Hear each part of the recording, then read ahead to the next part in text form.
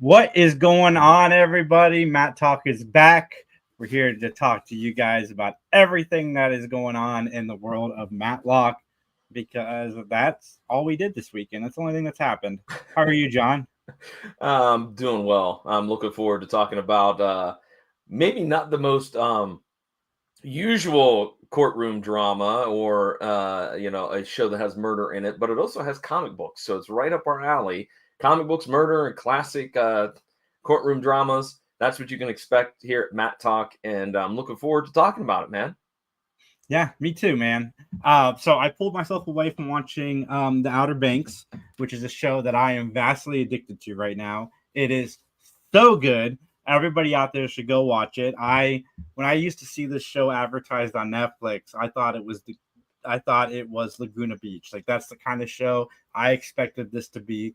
It is not. It is a mixture of Indiana Jones and Goonies, and it is really, really good. This is the most addicted I've been to a television show since I watched 24 back in the day. Like, I've been up till 1 o'clock. It's been a nightmare. I'm actually going to the Outer Banks next weekend. Kind of what prompted me watching this show because Autumn's like, dude, it's like the Goonies. Go watch it. So, yeah, it's taken over my entire life. I don't do anything else except for eat, breathe, and watch this show, other than Mr. Awesome, the Matlock episode. That's right. Okay, that's one thing that you're watching. So, what else are you watching, man? Besides Outer Banks, which I've never heard of. So, this is a new TV show that I will have to put on the watch list. Maybe. Mm. I still got a lot ahead. I got to catch up, man. Well, Yeah, you do. Yeah, I know. Catch up I on, know. John. Because I haven't finished Andor. I haven't even watched Agatha all along. I haven't watched Daredevil yet. Although I'm about one season away from wrapping up Homicide: Life on the Street, by the way. So there's that. Well, that's your problem. You watching old stuff. I know. Because I'm an old man. Can't you see the gray in this beard? Anyways, What else are you watching, man? What did I watch this week besides this? I don't even know. This has consumed my life. Work has been really, really busy, so I haven't really had much background going on this week. So it's been just this and podcasting stuff. So you've been a busy man, you're saying? I have been. What did I watch this week? I haven't watched anything. We talked about my feelings about Life of Chuck, didn't we? Such a good movie. We talked about that on the cast, on the Three Geeks podcast. We did. Okay. Which, go over and check it out. If you missed it, go on over to the YouTube page, check it out. I clipped it too, so you can just watch the review by itself. There you go. Myself, I took in two older films because for those of you that maybe have not heard me talk about this, but here in Columbus, Ohio, we have the longest running summer film festival series in the United States. It's called CAPA. It stands for, of course, the Columbus Arts and Performing. Columbus something Performing Arts. Oh no, Capitals Area Performing Arts. There you go. Eventually it would sink in. But anyways, CAPA is our arts department organization, whatever you want to call it, here in Columbus, Ohio. And every summer they do a couple months long festival of classic movies. I watched this past Wednesday, The French Connection with Gene Hackman and Roy Schneider. Never seen it before. I've heard very good things about it. I liked it. I don't know if it's all that it's hyped up to be, but it was enjoyable. It was a good cop drama. And then last night, I took in one of Alfred Hitchcock's early films called Spellbound, starring Gregory Peck, Ingrid Bergman. It's good, but it's a kind of a different tone for a Hitchcock film. It's not quite the suspense-driven type of vehicle that you're used to. This one's a little more heavy on the exposition, but nonetheless, I still liked it. It was pretty good. Nice. I want to see that one. It's one I have not seen yet. I did Yeah, I need to get back on Hitchcock. Like I was doing so well. I watched Strangers on a Train. I watched The Rope. Like I need to get back on my Hitchcock because I am not where I should be. Yeah, well, they got another one coming up, I think in July, Marnie, which I've not seen either, and that's kind of another earlier one from his catalog. So, personally, my favorite is I Love, I Confess from I think 1952. Montgomery Clift is the star. It's really well done. Yeah, about a Catholic priest who is told in confession about a murder, and then how he can't really talk about it, but really feels that he should. It's very well done. I like I Confess. It's right up there with Rear Window, North by Northwest, et cetera, et cetera. Nice. All right. Well, are you ready to discuss our episode of Mattalk for this installment, Jason? Nothing. You didn't do anything else this week? Like, did you eat anything good? No. Nothing. Nothing good. Come on, John. I'm trying to think. What did I have to eat this week? I had. Where are you going with this? We don't talk about food on this podcast. Where are you going with this? We can. I had a Philly cheesesteak from O'Charlie's, and it was delicious. Okay, well, if we're being full honest here, I made burritos and ate them last night, and then paid the price this morning. I've been a little. Nice. My tummy's been a little. My tummy's been a little upset, so we'll just leave it at that. All right, I'll let you continue the show. All right. If you're ready to talk about this episode, let's get on into it. Here we go with our opening statements. The name of the show is, or the name of the episode, is of course Mr. Awesome.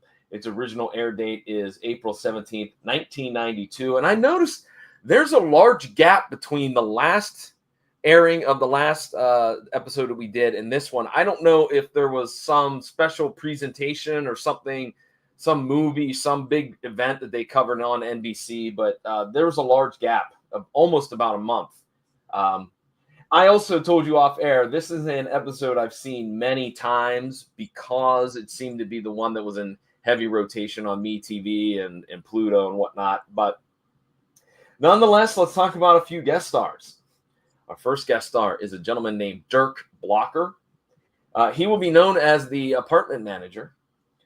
He may also know him as Jeff Shaw in Poltergeist, Hitchcock on Brooklyn Nine-Nine, Mullins on The Prince of Darkness, the bartender in Beverly Hills 90210, Chuck Furnace on Pacific Palisades, and he also played the role of Vincent's aide in season 3, episode 14 and 15 of Matlock, entitled The Thief.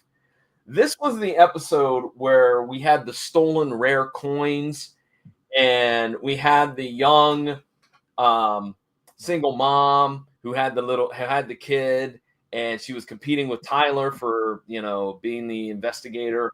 So that's where you might know Dirk from, but he's also been in 60 other credits, a lot of one-offs from the X-Files to ER to Criminal Minds, et cetera, et cetera. So Dirk Blocker doing a fantastic job in the world of acting. Did I miss? I want to interview Dirk because he's got a hell of a name. Dirk Blocker? Yes, he does, doesn't he? Oh my God! Right. You change one of those letters, it's a completely different experience. You're not a kid in there. Which, if I may, as a side note, the movie that came out maybe 4 or 5 years ago called Blocker, starring John Cena and Ike Barinholtz, really underrated comedy. It's really good. It's so good. It is so good. That was the movie that made me a John Cena fan. Really? Yeah. Man, this guy can do comedy because he commits to the bit, and he still does. Like if you need John Cena to do something in a movie for a laugh, he will do it. Yeah. It was a good. I totally was like, oh, this movie is going to be terrible. It's going to be crap.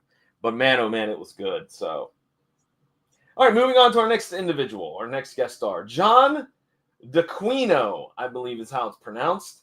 and I hopefully didn't butcher that last name, but he will be playing the role of Dwayne Meeks.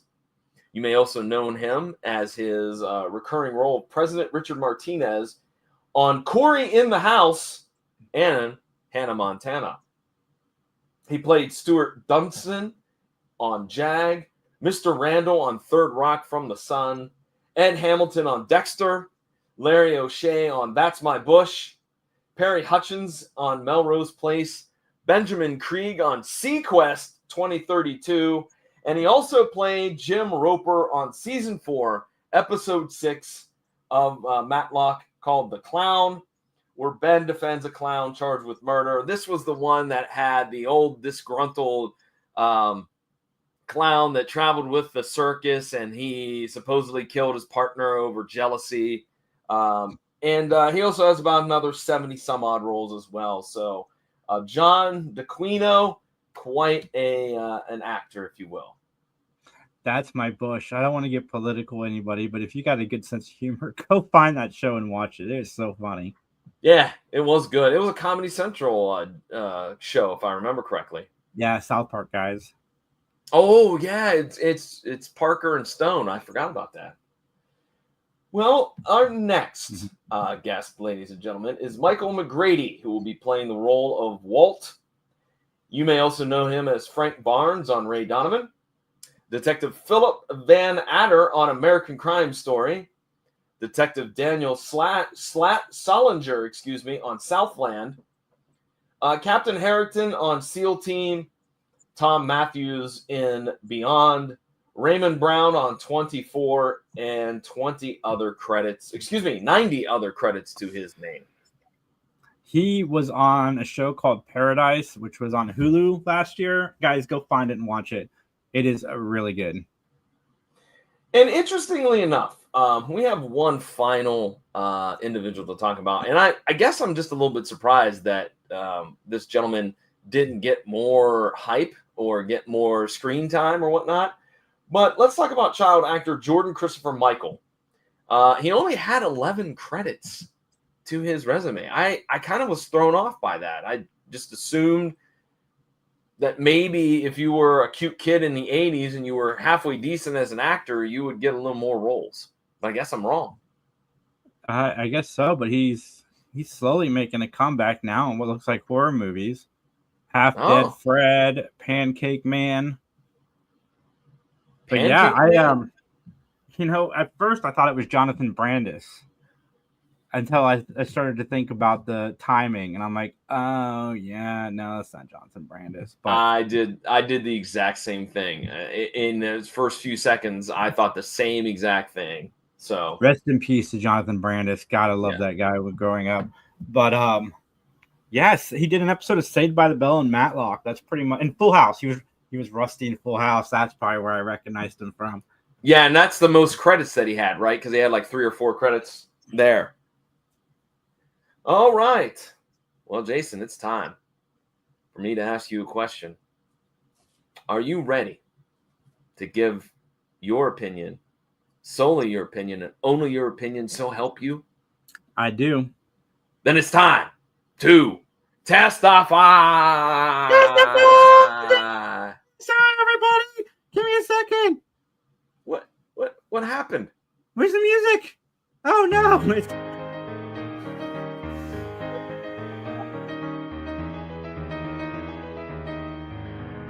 Great producer Justin, who is off on a trip to St. Louis this weekend. So sorry about that. But yeah, you guys can find Justin in St. Louis, where the gun play and rain all day. Some got jobs, some smoke yay. Is that a Nelly reference? All day. It's a Nelly reference, isn't it? It is. All right. Anyways, let's get into it here. Our opening scene is a comic book being creative. It's a mix of like sketches and live action. There's a woman that's walking around the city at night, and then she's accosted by a thug, and then Mr. Awesome shows up to save the day. I guess if you were a superhero here in this particular episode, that you're more of a gentler, kinder superhero. As I wrote down, hopefully the thugs would not get a Punisher or Batman-like superhero. Jimmy gets some bar napkins for the bartender, and I believe Walt as well, because Jimmy's a young kid hanging out in the back storage room of a bar. Parent of the year, ladies and gentlemen. But nonetheless, the bar owner is apparently a cheapskate, because he says something, and Anne, who is the mother to Jimmy, says, well, if you paid me a little bit more, I wouldn't have to bring him to work with me. I could hire a babysitter. That's actually a valid point, I suppose. I mean, it's fair. Yeah, it's fair. But Jimmy is told, hey, look, it's a school night. You got to go back in the back and get some Z's. Now, can I ask real quickly, Jason, because, again, I don't have children. How stressful is it to be a parent that has to make sure that their child gets their homework done, gets a good night's sleep, gets to school on time, et cetera, et cetera? How stressful is that? Dude, I've been blessed in that regard with Kylie, but it is hard when you're doing it by yourself. It's easier when you have a partner. Like back when I was married, it's so much easier, but I got lucky because I was married during the hard years. So, but yeah, no, it's tough to do by yourself. Okay. So tough. Well, Dwayne is in the bar and he hits on Anne, and then we get a surprise. A breath of fresh air. Guess who's in the bar? Not there to snoop, not there to gather information, just hanging out. Guess who's there? Our good friend, Conrad McMasters. Yes, he is. He's getting his groove on. He is somewhat getting his groove on, and he's also showing people how it's done. Who rode that mechanical bull like a master? That's right, Conrad. Conrad, he lasted all. Isn't it 8 seconds you got to last? I think that's I think so, isn't it? Yeah, John. I mean, don't ask a woman, but yes. Okay. Well, that's why I'm asking you. So, because you're my partner time here. But anyway, 8 seconds seems long enough. Okay, I think it's 8 seconds. You know what? If we're wrong, let us know. And how can they let us know, Jason? You guys can email us at benmattalk@gmail.com. Or you can find us on Facebook at Mattalk Podcast. And let us know, but I think it's 8 seconds. I'm pretty sure of it. Anyways, Conrad also chats a little bit with Anne. Again, kind of flirty, if you will. And after the bar closes, we cut to a scene where Dwayne is waiting in the parking lot for Anne, and he just wants to talk. And they end up getting into an argument. She basically says, "We're through. I don't want to see you anymore." Dwayne gets a little handsy with Anne. Jimmy pulls out a stun gun. That escalated quickly. Anne pulls out a stun gun. I wrote down Jimmy pulls out a stun gun. That's not... That's one bad mofo you don't want to mess with, that 11-year-old. I'm sorry. Anne pulls out a stun gun. Dwayne hits Anne, and of course, she drops the stun gun. He pushes down Jimmy, and Walt to the rescue, man. You're gonna stop it. You're gonna knock this stuff off. And Anne tells Dwayne, stop by tomorrow, pick up all your stuff because we're through. Get your crap out of my apartment. So, Jason, so far, what are you thinking about this episode? What are your comments so far? I don't know what to think of this episode so far. I'm getting, because I just watched Coyote Ugly, so I'm getting Coyote Ugly vibes a little bit. Oh, Piper Paraboo. Whatever happened to her? I don't know. She should be in more things. Hallmark, you guys should reach out. Yeah. She was in an NBC show, like a cop show on NBC. I don't remember what it was called though, man. But Piper Paraboo, she was quite the it girl in Hollywood for a while there. All right. So the next day, Dwayne is at the apartment. He's packing up his stuff. And lo and behold, somebody sneaks in and they kill Dwayne. They hit him with the stun gun, and then they do a vase to the face. And that's it for him, man. He deader than a doornail. But guess what? Anne stops by the apartment. She finds a dead Dwayne laying on the floor. And the apartment manager just happens to be walking by, and he sticks his head in as well. So that means we got to go to police headquarters, right? And we have Conrad trying to convince Ben to take the case, right? Every time I try to change a light bulb, one of my friends has a friend that needs help in a murder investigation. Ben, get better friends, because if your friends are committing murders, then maybe they shouldn't be your friends. Yeah, that's right. I agree with you 100% on that one. I love the comment, well, if she's so great, why don't I just nominate her for president? Oh, look at Ben being a little bit sassy, if you will. Did you find anything out about Piper Perabo? Because I know you're waiting to tell us. No, I didn't even look. I'm doing it Oh, right now. I thought you looked. I thought that's why you were waiting patiently. All right. Well, anyways, doing it now. Sorry to let everybody down. You didn't let anybody down. We just was wondering if you looked it up. This first meeting with Anne, Ben, and Conrad are very, very awkward. And it gets so awkward that Conrad starts like coaching Anne, and this annoys Ben. Like every question Ben has, Conrad's answering it for him. And Anne says, look, I don't have the stun gun. It got knocked out of my hand and it fell in the parking lot, so it's probably still in the parking lot. And there's more coaching and more annoyance from Conrad to Ben. And I will say this. I did really like this. The kind of the transitions that they would do from a drawing of Jimmy's artwork to the real world. I like that. That was pretty good.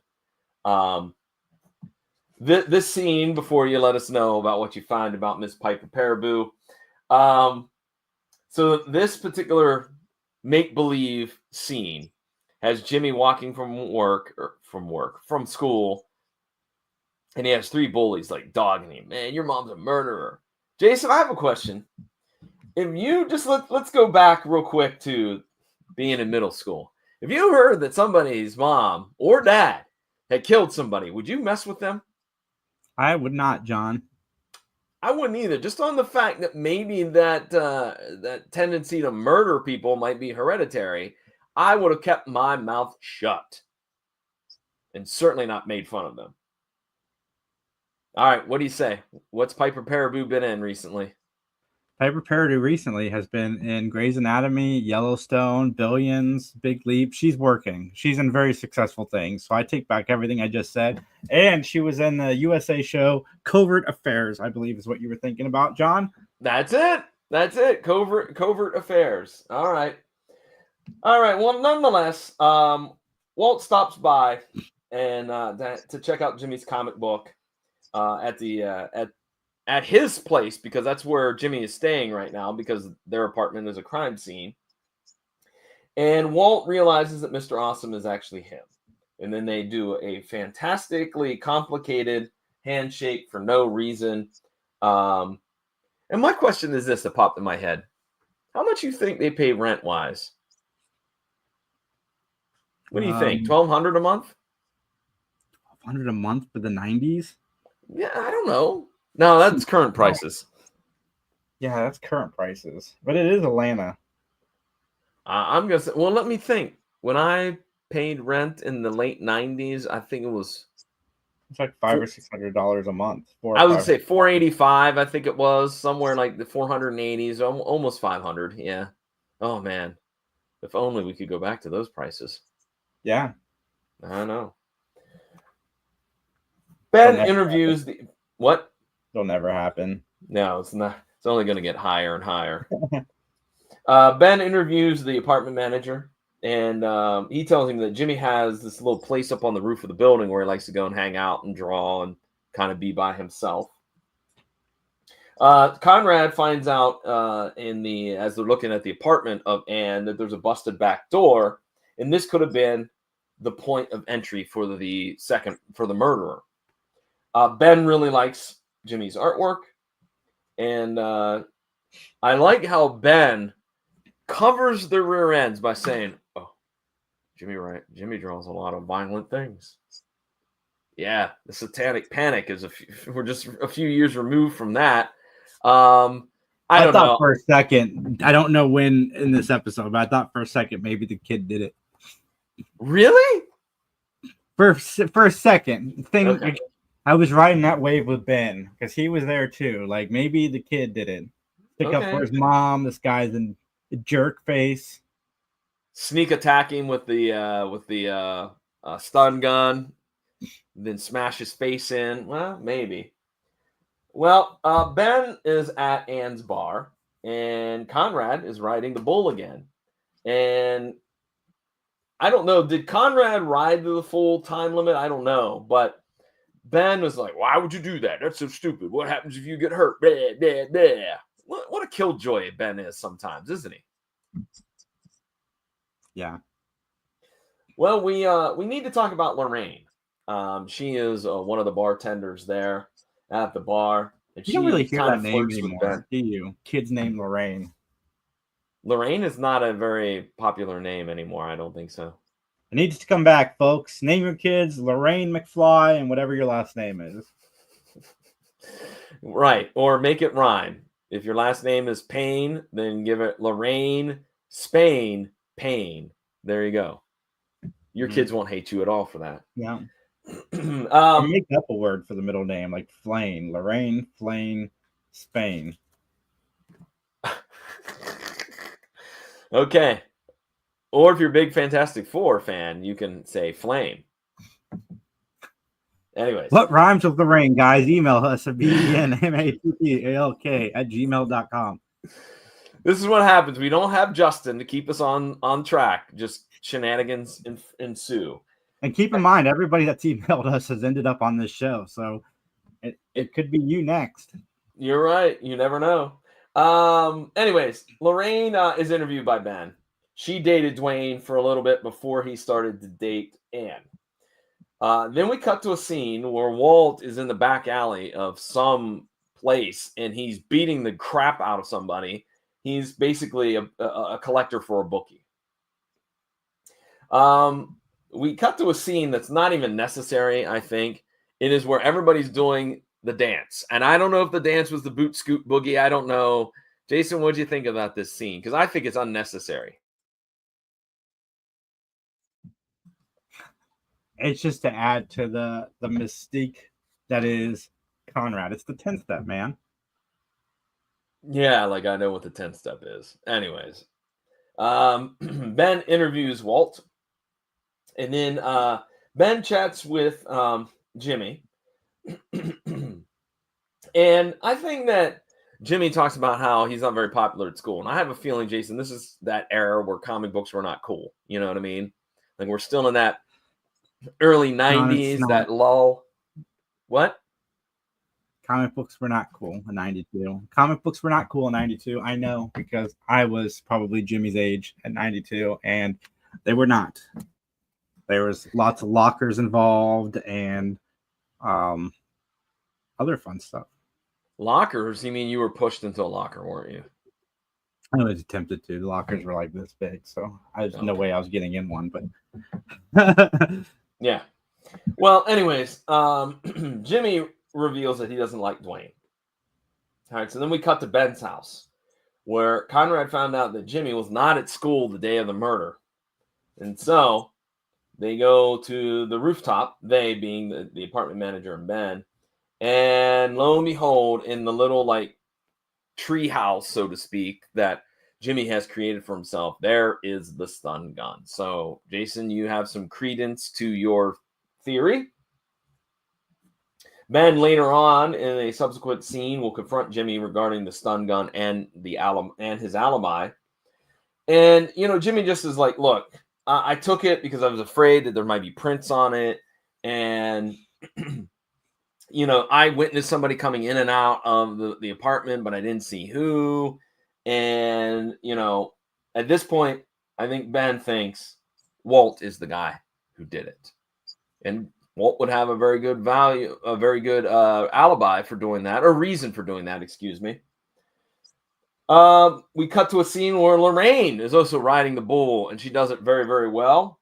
And then as she is talking to Conrad, a dude walks by and goes, "Hey, I remember you, man. You're from Waco." Yeah. And which she is like, "I don't know what you're talking about, dude. I have no idea." Conrad Conrad is talking to Lorraine, and she reveals that Walt is in love with Anne, which I think this is one of the small little nitpicky type of things that I have to say about this episode is that it's clearly obvious that those two are going to hook up. You know what I mean? Is it? I didn't see it. I saw it from the get-go. I did too. Walt is working out during his interview with Ben. I thought that was a little bit rude. Walt's alibi is that he was with a married woman, Tina Sadowski. Tina Sadowski. What a troublesome dame she is, that old Tina Sadowski.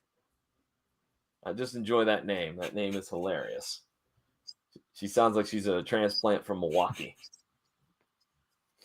So Conrad chats with Tina while Ben is chatting with Walt. And kind of their stories, they seem way too close together. And then at the end, they kind of just fall apart. So the alibi is probably not going to hold. And in fact, in the next scene, we find out that Walt is collecting some money from Al. But he is a kneecapper, an arm breaker with a heart. Because, man, Al's like, all I got's this is $85. And yeah, but he does try to break the arm, and then he's like, please do my left arm so I can still throw a ball with the boy. Yeah. And then he's like, yeah. So he gives him the extra money, but he has a week to pay him back. That's right. He's got a week. And meanwhile, watching from the shadows is Ben Matlock. And Ben basically says, okay, so your alibi doesn't hold. All right, where were you the night of the day of the murder? And Walt's like, look, you cannot let Jimmy know that I do this. All right, we just can't do this. So Jimmy, as we're back at the apartment, Jimmy dates all of his pictures. And so Ben sees something very, very odd with one of the pictures. Conrad calls and says that he has news. So we cut to the courtroom. Lorraine is on the stand. And Ben is questioning her about dating Dwayne because Dwayne's dated everybody. I mean, Anne, Lorraine, Sally, who we're going to find out about in a little bit. Jenny. Brenda. Jenny. Monica. Yeah. Yeah. Lane. All of them. There's a rare case of there's a rampant case of venereal disease that happens just in that bar for some odd reason. No one can figure it out. Centers for Disease Control can't figure it out. Anyways, Ben realizes that Lorraine is sending checks to Dwayne. Checks for what, you may ask? Well, it's a loan. But he hasn't given you any of the money back. Oh, no. He is doing this. He is getting blackmail money. That's why he's doing this. Lorraine's actual real name is Sissy Lockwood. And you know what she is? She's Cowgirl of the Year 1985. She's been living a double life. Why? Because she has a warrant out for robbery because she was dating some other scumbag and they decided to rob a gas station. And she's been on the run ever since. And so Sissy killed Dwayne to end the blackmail payments. And the reason why we know that is because of the belt buckle, man. A belt buckle you get for being the champion of barrel racing. And she had it on earlier in the week. And then after the murder, or the day of the murder, Dwayne had it. And so that belt buckle, because it was on Sissy and then later on Dwayne, is enough to get a conviction. Oh, excuse me. And also, Dwayne was sleeping with somebody else. We mentioned Sally. So Anne is found not guilty. And we find out that there's going to be a new superhero, probably on Image, or maybe on Dynamite, or Boom. One of those companies is putting out Justice Man. And he has a cape. Why does he have a cape, Jason? So he can fly. Woo! Yeah. All right. Well, Jason, with that, is there anything else you want to talk about, or should we go on into our closing statements? Oops, wrong one. This is the part of the podcast where John and I will rate the show, and I gave us the one gavel means, 5 gavels means we absolutely loved it. negative 30 gavels. We're going to move somewhere. We're going to become comic book artists. We're going to actually use that as a front to launder money, and it's going to be fantastic. John and I are about to become very, very rich. Unfortunately, I did not give this negative 30 gavels. I gave it 3.5 gavels. It was a good show. There's some elements in the show that I liked, but didn't necessarily fit the tone of just Matlock in general, which is like the comic writing and stuff on the screen. But overall, I thought it was fun. Yeah, Matlock, get better friends. You know what? I got to say something. Justin, we miss you. You are the glue that holds this podcast together, and clearly... No, we don't miss you, Justin. I just muted John so I could talk over him. John is saying Jason is the greatest producer of all time. We don't need Justin on this show anymore. We're good to go for life. Right, John? Am I no longer unmuted or muted? And you were never muted. All right. Anyways, I gave it a 4. I gave this episode 4 gavels. I liked the comic book inserts. I like the idea that we went with the single mom character. I also think that Walt was very good as a 3-dimensional character. I really liked him. My only gripe was this. You're going to use a kid's drawing as evidence in a murder case. Yeah. I mean, what else are you going to do with it? Come on. That's ridiculous. Get real, man. So that's my only gripe that I had for the episode. So, all right, let's talk about our own personal podcasting projects. What's going on with 3 Geeks and the binge? Yes, I take back everything I just said about Justin. Justin is amazing. Justin actually, I'm only going to play like a quick second of this, but Justin actually just made this for the big binge.